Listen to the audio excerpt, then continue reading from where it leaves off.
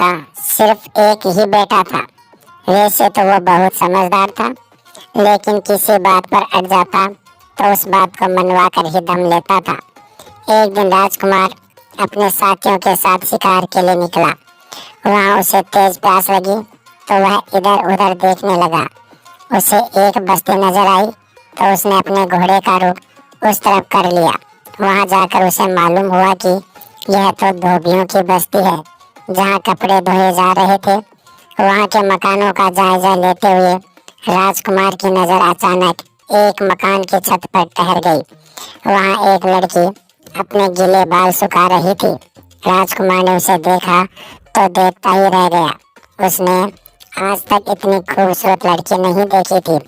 उसे ऐसा लगा कि आसमान से कोई अप्सरा उतरकर उसके सामने खड़ी है। अचानक उस लड़की की नज़र जैसे ही राजकुमार पर पड़ी तो वह सर पर दुपट्टा लेती हुई वहाँ से चली गई। राजकुमार को एक धोबी की बेटी की इस हरकत पर बहुत गुस्सा आया। उसी वक्त राजकुमार के साथी भी वहाँ आ पहुँचे और वह महल की तरफ रवाना हो गए। राजकुमार वापस तो आ गया, लेकिन अपनी जिद्दी फितरत की वजह से वह आते ही औंधे मुँह लेट गया और लग गया जिद करने की। शादी करेगा तो उसी लड़की से करेगा, वरना करेगा ही नहीं। जब राजा तक यह बात पहुंची तो उसने राजकुमार की तरफ देखा और कहने लगा, तुम्हारा दिमाग तो खराब नहीं हो गया है? अब एक धोबी की बेटी राजा की बहू बनेगी? राजकुमार कहने लगा, मैं इन बातों को नहीं मानता। मैं शादी करूंगा तो इसी से करूंगा। राजा आज तक राजकुमार की हर जिद को मानता आया था, मगर यह मामला कुछ अलग था। राजा को अपनी इज्जत का भी ख्याल था। कई दिनों तक यह बहस इसी तरह जारी रही और आखिरकार राजा ने बेटे के हाथों मजबूर होकर धोबी के घर पैगाम भेजा कि राजा उनसे बात करना चाहते हैं। राजा ने वजीर को सलाह लेने के लिए बुलाया, क्योंकि वजीर बहुत समझदार था। वजीर कहने लगा, महाराज, राजकुमारों की बहुत सी पत्नियां होती हैं, यह भी किसी कोने में पड़ी रहेगी।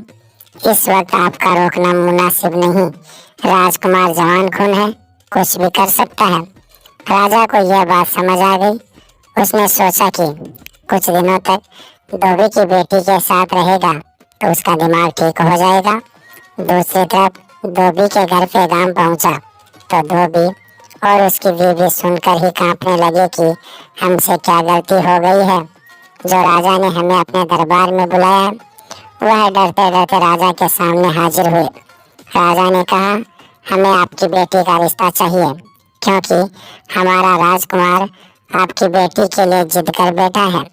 धोबी कुछ देर सोचता रहा और फिर कहने लगा, हम यह बात अपनी बेटी से पूछकर आपको बताएंगे।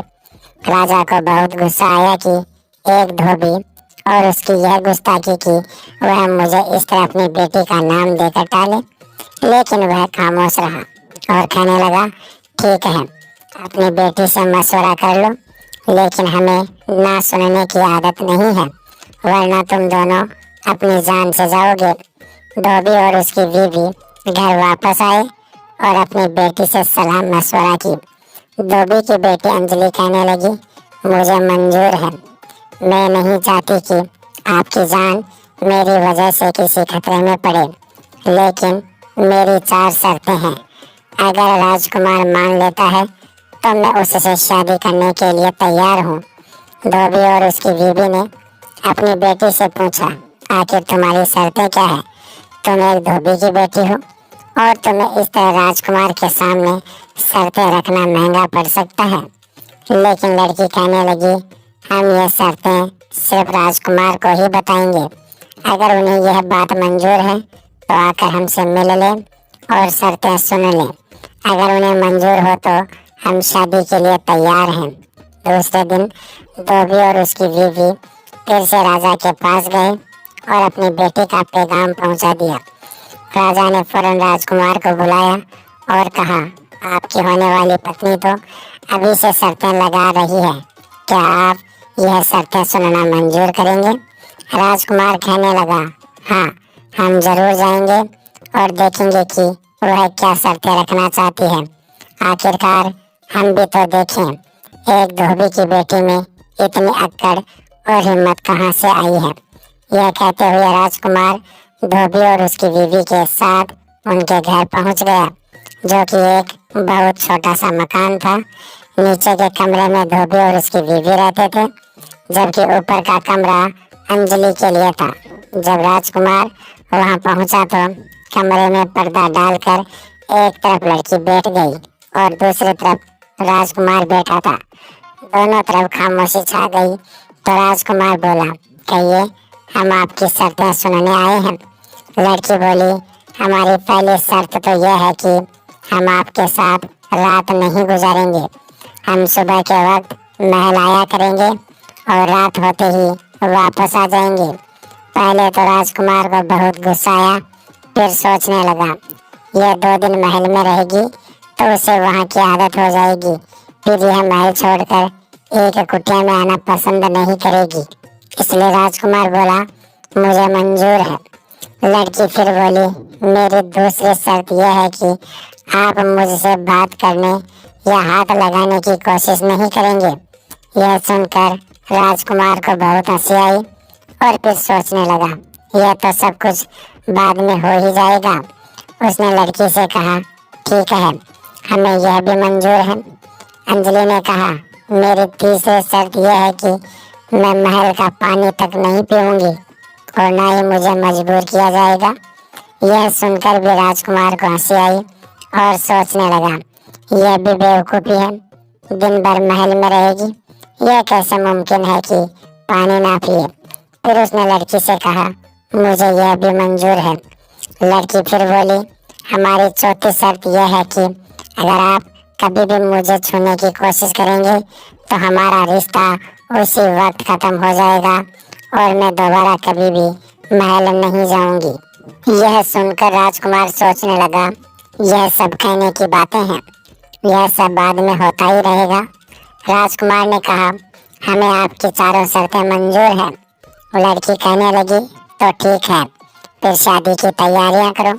राजकुमार ने शादी की तैयारियां शुरू की।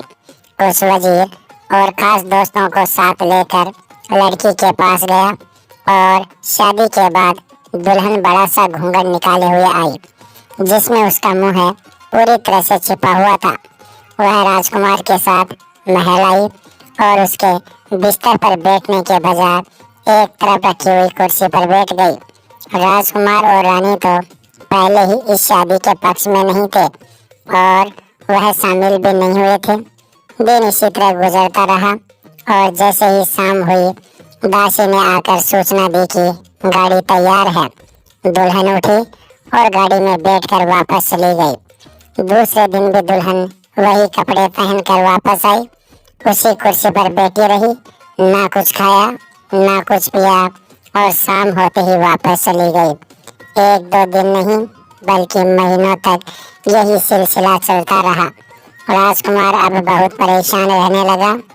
जिस चेहरे को देखकर उसने अपनी रातों की नींद गंवा दी थी, अपने पिता को नाराज किया था और अपनी इज्जत दांव पर लगा दी थी, वह चेहरा अब उसे अपने महल में देखने को नहीं मिल रहा था। रोज का यही सिलसिला था कि दुल्हन इन्हीं कपड़ों में आती, उसी कुर्सी पर बैठती, ना कुछ खाती ना कुछ पीती, खामोश बैठी रहती और शाम होते ही गाड़ी में बैठकर वापस चली जाती। महल के लोगों में भी बातें बनना शुरू हो गई और हर तरफ अजीब तरह की बातें होने लगी। यह सब कुछ राजकुमार की नज़र में था, लेकिन वह अपनी शर्तों के बंधन में था। एक दिन राजकुमार ने धोबी को अपने महल में बुलाया और कहा, अपनी बेटी को समझाते क्यों नहीं, हम यहाँ के राजकुमार हैं, हमारे पिताजी और हम पर बातें होना शुरू हो गई है। यह सुनकर धोबी ने जवाब दिया, जान के अमान पाऊँ तो कुछ कहूँ। राजकुमार बोला, ठीक है, कहो। धोबी बोला, दरअसल वह हमारी बेटी नहीं है। कुछ समय पहले वह हमारे घर आई थी और कहने लगी, मेरे आगे पीछे कोई नहीं है, मैं आपकी बेटी बनकर रहना चाहती हूँ। हमें वह लड़की बहुत पसंद आई थी। हमारे यहाँ कोई औलाद नहीं थी। मेरी बीवी भी इस बात की जिद करने लगी कि यह जवान लड़की कहाँ जाएगी, इसलिए उसकी इज्जत को खतरा ना हो आखिरकार हमने सोचा कि एक दिन मरना है तो मरने के बाद हम ईश्वर को क्या मुंह दिखाएंगे कि एक लड़की हमारे दरवाजे पर चलकर आई थी और हम उसे पनाह ना दे सके। यह सुनकर मैं खामोश हो गया। बेशक मेरे घर में कोई बेटी नहीं थी, लेकिन मैं एक बेटी और एक औरत की इज्जत करना अच्छे से जानता था। लड़की ने कहा, मुझे ऊपर का कमरा दे दीजिए और किसी से भी इस बात का जिक्र नहीं करना। मेरी बीवी मान गई। ऊपर का कमरा वैसे ही खाली था। बारिश के मौसम में हम वहाँ कपड़े सुखाने के लिए डाल देते थे। वह कमरा इस लड़की के लिए खाली कर दिया गया और कुछ दिन बाद उसकी एक सेविका भी उसके साथ आकर रहने लगी। इससे ज़्यादा हम कुछ नहीं जानते थे कि वह क्या खाती है, क्या पहनती है, कहाँ आती है या कहाँ जाती है। मैं और मेरी बीवी इस बात से बिल्कुल बेखबर है। हाँ, कभी कभी यह होता कि वह मेरी बीवी के पास आकर बैठ जाती और मेरी बीवी की बातें बड़ी तवज्जो से सुनती। मेरी बीवी उसे बेटी की तरह प्यार करती है। इस पर हमारा कोई जोर नहीं था। हमने जो उसने कहा वही किया। जो आपने पैगाम दिए हमने वह इस तक पहुंचाए। इससे ज़्यादा हम कुछ नहीं जानते। मेरी बीवी और मुझे माफ़ कर दें, यह कहकर धोबी वहाँ से चला गया। लेकिन राजकुमार अजीब परेशानी में पड़ गया था। उसे समझ नहीं आ रहा था कि आखिर यह माजरा क्या है। वह उसके सामने एक नया राज खुल चुका था। वह बहुत मायूस हो गया था, क्योंकि जिस लड़की को वह जानता तक नहीं था, जिसे वह अब तक धोबी की बेटी समझ रहा था, लेकिन यह मामला बिल्कुल अलग निकला। राजकुमार का अपने दोस्तों के साथ उठना बैठना, तफरी करना, शिकार पर जाना, सब कुछ खत्म हो चुका था। जिस चेहरे से उसे मोहब्बत थी, वह अब उसके करीब होते हुए भी उसके साथ नहीं था। यही बात राजकुमार की जिद का हिस्सा बन गई और वह दिन भर सोचता रहता और अपने आप को एक कमरे में बंद कर लिया था। कुछ दिन यही चलता रहा।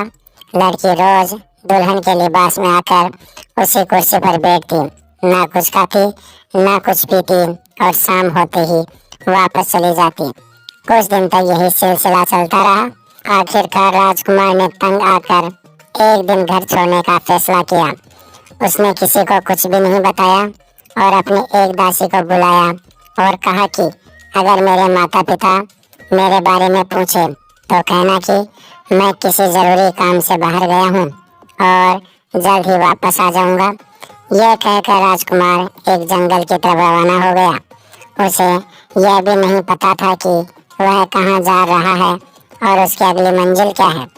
जंगल पहुंचकर राजकुमार देर तक एक पेड़ के नीचे बैठा रहा। पिछली बातों को याद करने की कोशिश करता रहा, लेकिन उसकी समझ में कुछ भी नहीं आ रहा था। रात होने लगी तो राजकुमार को अपने रहने की फिक्र हुई। वह किसी घर की तलाश में था जहां वह रात गुजार सके। रात का अंधेरा हर तरफ फैलने लगा था। राजकुमार कई जगहों पर चलने के बाद एक घर के पास पहुंचा जहां से रोशनी आ रही थी। राजकुमार को बहुत खौफ आया कि इस जंगल के इस दूर दराज इलाके में यह रोशनी कहां से आ रही है। लेकिन फिर उसने सोचा कि रात तो उसे गुजारनी ही है। जिंदगी पहले ही झंड बन चुकी है, ऐसे नहीं तो वैसे ही सही। यह सोचते हुए वह घर में दाखिल हो गया। अंदर जाकर राजकुमार ने देखा कि एक बुजुर्ग वहां मौजूद थे, जिनके चेहरे से रोशनी फैल रही थी और वह अपनी इबादत में मशगूल थे। राजकुमार उसी जगह बैठ गया और रात गुजार दी। जैसे ही सुबह हुई, राजकुमार जाग गया और अपने इर्द गिर्द का जायजा लेने लगा। बुजुर्ग अपनी इबादत में वैसे ही मसरूफ थे। राजकुमार उठा और घर की साफ सफाई करने लगा। वह जंगल से फल तोड़कर खाता पीता और इसी तरह कुछ दिन गुजरते गए। कुछ दिन बाद बुजुर्ग ने अपनी आंखें खोली और राजकुमार को बहुत गौर से देखा और कहा, तुम यहाँ क्या कर रहे हो? तुम तो राजा के बेटे हो, यहाँ क्यों आए हो? ऐसी कौन सी मजबूरी है जिसने तुम्हें देश से परदेसी होने पर मजबूर कर दिया? यह सुनते ही राजकुमार की आंखों में आंसू आ गए और उसने अपनी पूरी दास्तान सुनाई। बूढ़े आदमी ने कहा, मैं तुम्हें थोड़ी सी राख देता हूँ। जब तुम इसे अपने माथे पर लगा लोगे तो किसी को भी नजर नहीं आओगे। हो सकता है कि इस तरह तुम्हारा मसला हल हो जाए। तुम ये जान सकोगे कि वह लड़की कौन है, कहाँ से आई है, कहाँ जाती है, क्या खाती है, क्या पीती है। लेकिन ख्याल रहे कि इस बात का जिक्र तुम्हें किसी से भी नहीं करना है। राजकुमार ने कहा, मुझे मंजूर है। राजकुमार ने बुजुर्ग से वह राख ली और अपने महल वापस आ गया। जब वह महल वापस आया तो दासी ने पूछा, आप इतने दिन कहाँ थे? राजा और रानी भी आपके बारे में बार बार पूछते थे, तो मैंने उन्हें बता दिया था कि आप जरूरी काम से बाहर गए हैं। राजकुमार की नज़र उस लड़की पर पड़ी। वह वैसे ही दुल्हन के कपड़ों में उसी कुर्सी पर बैठी थी।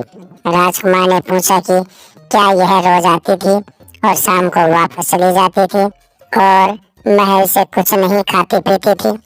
दासी ने जवाब दिया, जी हाँ राजकुमार, बिल्कुल ऐसा ही था। आपके पीछे भी यही सब चलता रहा है जो आपके सामने है। राजकुमार ने कहा, ठीक है, अभी मैं बहुत थका हुआ हूँ, मैं सोना चाहता हूँ, लेकिन जब शाम को इस लड़की के जाने का वक्त हो जाए तो मुझे जगा देना। दासी ने कहा कि ऐसा ही होगा। शाम को दासी ने राजकुमार को जगा दिया। राजकुमार ने राख अपने माथे पर लगाई और वहाँ से निकल गया। सुबह से पहले राजकुमार वापस आ गया और दासी से कहा, मैं सोने जा रहा हूँ। जैसे ही वह लड़की इस कुर्सी पर आकर बैठे तो तुम मुझे जगा देना और कहना कि तुम जागे क्यों नहीं। अगर मैं ना जागूं तो तुम्हें जोर देना है और फिर मेरे देर से जागने की वजह पता करना। अगर मैं ना बताऊं तो तुम्हें इस पर जोर देना और मुझसे अपनी बात मनवाना। दासी समझ गई कि राजकुमार अब अपनी जिद पर अड़ा है और वह इस लड़की को सीधा करने के लिए कोई ना कोई तरीका तलाश रहा है। कुछ देर बाद वह लड़की आई और कुर्सी पर बैठ गई। दासी ने जब देखा कि लड़की कुर्सी पर बैठ चुकी है तो वह राजकुमार की तरफ दौड़ी। राजकुमार को उठाने की कोशिश की तो राजकुमार गुस्से से बोला, तुम्हें क्या हो गया है? हम इतने अच्छे ख्वाब देख रहे थे, तुमने हमें जगाकर हमारा ख्वाब और नींद खराब कर दी। दासी ने कहा, राजकुमार आप क्या ख्वाब देख रहे थे? राजकुमार बोला, छोड़ो, मैं नहीं बताना चाहता। मगर दासी ने जिद की, नहीं नहीं, आप मुझे बताइए कि आप क्या ख्वाब देख रहे थे। राजकुमार कुछ देर टाल मटोल करता रहा, फिर बोला, ठीक है, अगर तुम जिद करती हो तो मैं बता देता हूँ, लेकिन यह बात राजा और रानी तक नहीं पहुँचनी चाहिए, यह हमारे बीच रहनी चाहिए। दासी ने सर हिलाकर कहा, ठीक है, यह बात हम दोनों में ही रहेगी। राजकुमार बोला, मैंने ख्वाब में देखा कि जब यह धोबी की लड़की कल रात गाड़ी में बैठकर वापस जा रही थी तो हम भी इसके साथ गाड़ी में बैठ गए। यह सुनकर दासी हंसने लगी और कहा, क्या कहते हो आप, और इसके साथ गाड़ी में बैठ गए? राजकुमार बोला, यह तो हमारी ख्वाहिश थी, हम हकीकत की बात तो नहीं कर रहे। दासी बोली, अच्छा, मैं भूल गई थी, आपने फिर क्या देखा?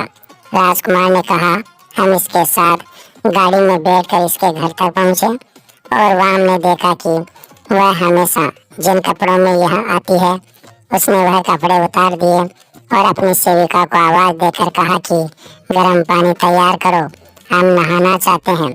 दासी हंसी और कहा, क्या बात करते हैं, आप इसके पीछे चले गए? राजकुमार बोला, हमने कहा ना, हम ख्वाहिश सुना रहे हैं, यह कोई हकीकत नहीं है। दासी ने कहा, अच्छा ठीक है, आपने फिर क्या देखा?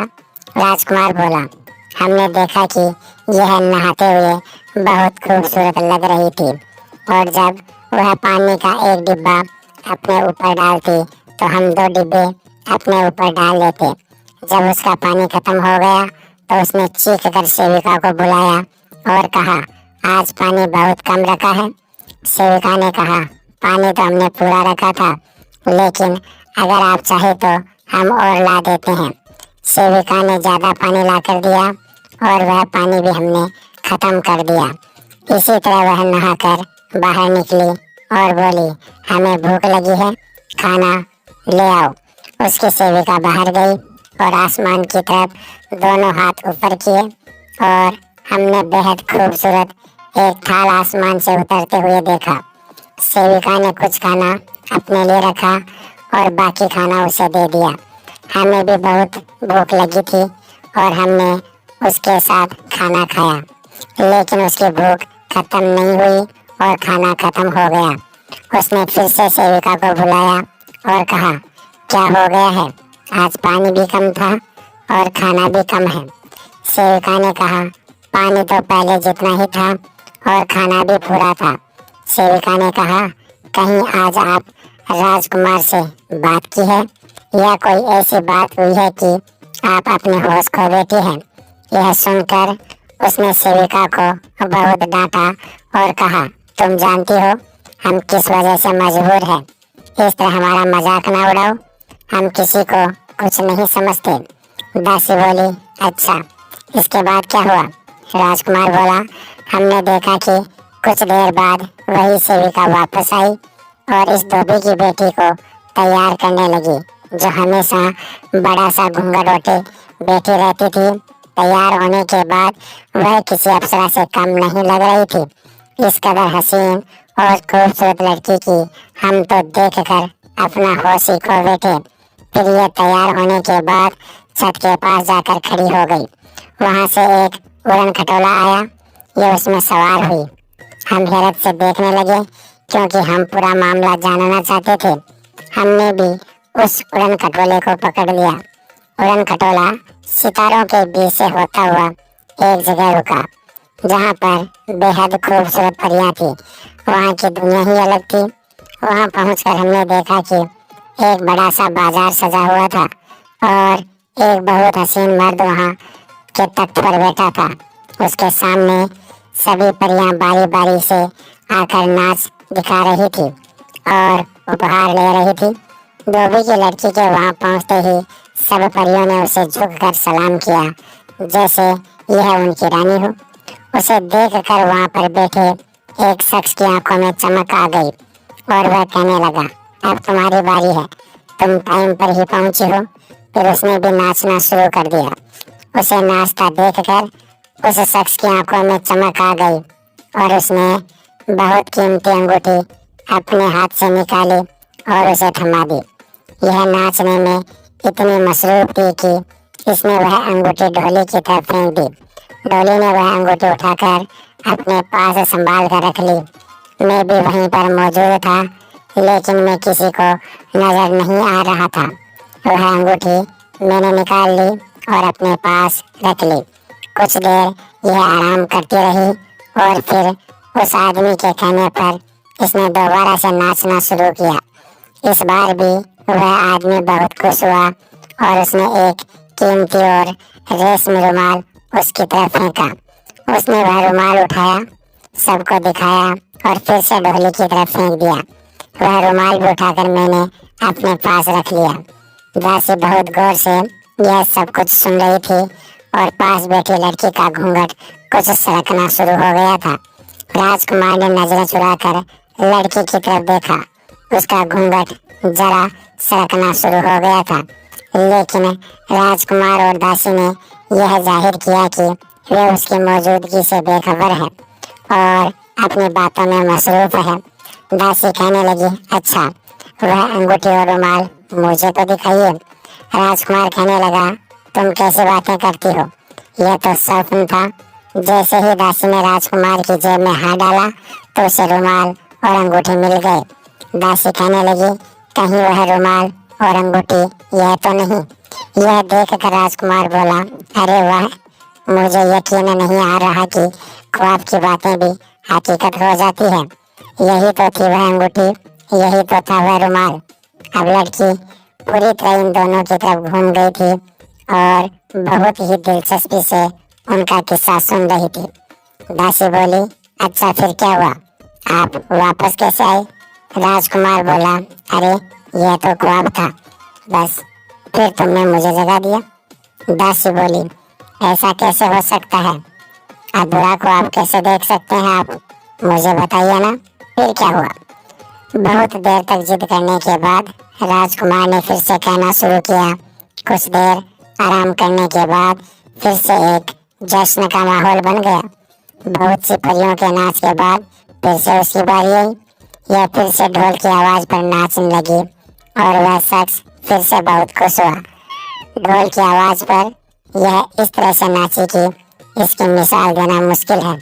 इसका नाच देखकर वह आदमी फिर से अपनी कुर्सी से उठकर अपने गले से एक माला उतारकर उसकी तरफ फेंक दी। वह माला भी उसने उस ढोली की तरफ फेंक दी और उसके वापस आने का वक्त हो चुका था। राजकुमार ने कहा, उसने सोचा होगा कि कल यह चीजें आकर वापस ले लूंगी। फिर वह दोबारा से उसी उड़न खटोले में बैठकर उसी धोबी की छत पर आकर उतर गई। मैं भी इसके साथ साथ था और फिर मेरी आंख खुल गई। दासी ने यह सुना तो कहने लगी, वह माला भी हमें दिखाइए। लेकिन राजकुमार बोला, अब क्या करती हो? एक बात सही साबित हो गई तो इसका मतलब यह नहीं कि अब सब कुछ ही मेरे पास से मिलेगा। दासी को पहले ही सब कुछ सिखा दिया गया था। वह न मानी और राजकुमार की जेब में हाथ डालकर वह माला भी वहां से निकाल ली। अब लड़की पूरी की पूरी इन दोनों की तरफ घूम गई और उसका घूंघट उतर चुका था और अब वह पहले की तरह राजकुमार की तरफ देख रही थी। वह बोली, आप जान ही चुके हैं कि मैं इस दुनिया से नहीं हूँ। मैं परियों की रानी हूँ और यहाँ पर अपनी सजा काटने आई हूँ। राजकुमार ने कहा, अगर आप अपने बारे में हमें सब कुछ सच सच बता दो तो हो सकता है हम आपकी कोई मदद कर सकें। यह सुनकर धोबी की लड़की बोली, मैं परियों की रानी थी और इन्हीं के साथ रहती थी। वहाँ के राजा को हमारा नाच बहुत पसंद था। वह हर रोज हमारा नाच देखने के बाद ही अपनी ख्वाबगाह में जाया करते थे। एक रात हमारी तबीयत खराब थी, लेकिन राजा ने हमेशा की तरह हमारे पास पैगाम भेजा कि हमारे नाच का वक्त हो चुका है। यह सुनकर हमने मुलाजिम से कहा कि अभी हम बेहद थक चुके हैं, हमारी तबीयत बहुत खराब है, दर्द से मेरी जान निकल रही है और राजा को नाच की पड़ी है। मुलाजिम ने ऐसा ही जाकर राजा को यह सारी बात बता दी। वहाँ के राजा को बेहद गुस्सा आया और उसने मुझे अपने पास बुलाकर मुझे बद्दुआ दी कि तुम्हें 1 साल के लिए जमीन पर फेंक दिया जाता है। तुम भूल गई हो कि यहाँ की कोई भी परी या उनकी रानी हमें ना नहीं कर सकती। तुमने ना की है, यहाँ के उसूल को तोड़ा है, उसकी सजा तुम्हें मिलेगी। अब तुम्हारी सजा यह है कि 1 साल के लिए तुम जमीन पर आम इंसान की तरह एक औरत की शक्ल में रहोगी। लेकिन अगर वहाँ का कोई भी मर्द तुम्हें हाथ लगाने में या तुम्हारे करीब आने में कामयाब हो गया तो तुम हमेशा के लिए वहीं की होकर रह जाओगी। तुम्हें तुम्हारे पर कभी भी नहीं मिलेंगे। हमने बहुत मिन्नतें की, लेकिन राजा पर किसी बात का कोई असर न हुआ। मेरे पर जलाए गए और मुझे एक आम लड़की की सूरत में जमीन पर उतार दिया गया। इसके बाद की कहानी तो आप जानते ही हैं। मैं एक धोबी के घर रहने लगी। धोबी बहुत ही नेक था, उसकी बीवी भी बहुत अच्छी थी। वह मुझे एक बेटी की तरह प्यार करते थे और इस तरह हमारा आमना सामना हुआ। आप मुझे पसंद कर बैठे और सच बात तो यह है कि मैं भी आपको पसंद करती हूँ। अब मैं वापस नहीं जाना चाहती, बल्कि बाकी उम्र आपके साथ गुजारना चाहती हूँ। राजकुमार यह बातें सुनकर बहुत खुश हुआ। दासी की खुशी का तो कोई ठिकाना ही ना रहा था। जल्द ही यह खबर राजा और रानी तक भी पहुँच गई कि उनकी बहू कोई आम लड़की नहीं बल्कि फरिश्तान की अप्सरा है। चंद ही दिनों में बहुत ही धूमधाम से राजकुमार और इस अप्सरा की शादी कर दी गई और इस तरह सब अपनी जिंदगी हंसी खुशी गुजारने लगे। दोस्तों, वीडियो पसंद आया हो तो लाइक और शेयर जरूर कर देना।